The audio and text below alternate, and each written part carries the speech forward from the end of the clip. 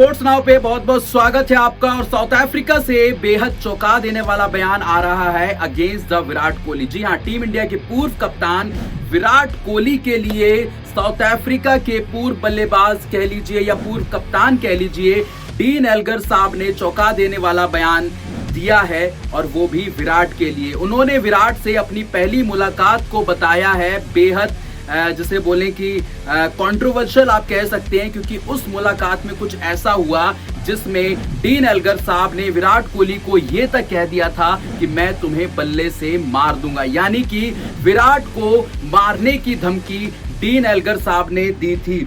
एक शो है south Africa में, मैं आपको उसका नाम बता देता हूं, कि जहां पे उन्होंने ये बात करी, बेटर विद द बॉयज, एक पॉडकास्ट में डीन एल्गर साहब ने, उसमें आपके मॉरिस साहब भी मौजूद थे, दोनों बैठे हुए थे वहां पे। उन्होंने विराट कोहली के साथ अपनी पहली मुलाकात में जो कुछ हुआ उसको उन्होंने साझा किया। साउथ अफ्रीका की टीम भारत में खेल रही थी और वहां पे जो जिसे बोले कि डीन एल्गर साहब ने विराट कोहली पर और आपके रविंद्र जडेजा पे आरोप लगाया कि दोनों ने मुझ पर थूका था। आपको बता दें कि वो अश्विन के अगेंस्ट थोड़ा सा अपनी बैटिंग को वहां पे एडजस्ट कर रहे थे, उन पे हावी होने की कोशिश कर रहे थे, जिसके बाद ये हुआ कि विराट कोहली ने और रविंद्र जडेजा ने उन पे थूका। और जिसके बाद डीन एल्गर साहब ने उनसे बोला कि अगर तुमने ऐसा किया तो मैं तुम्हें बल्ले से मार डालूंगा।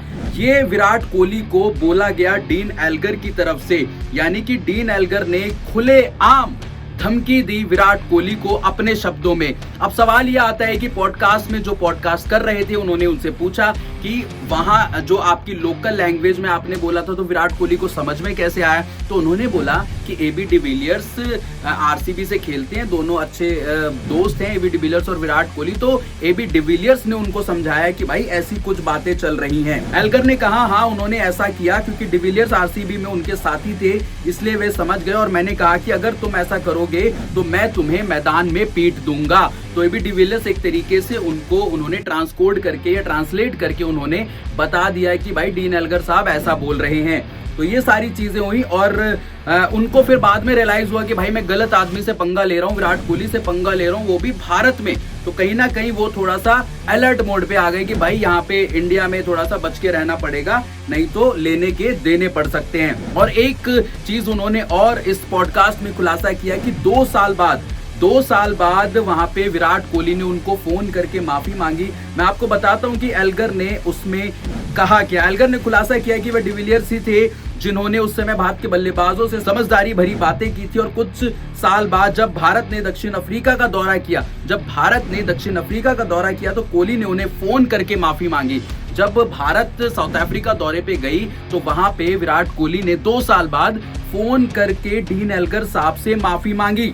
एल्गर ने आगे कहा, डिविलियर्स को पता चला कि उसने क्या किया है, ठीक है, और वह उसके पास गए और पूछा तुम मेरे टीम के साथ ऐसा कैसे कर सकते हो। आई थिंक उन्होंने विराट से बात करने की कोशिश कर रहे थे।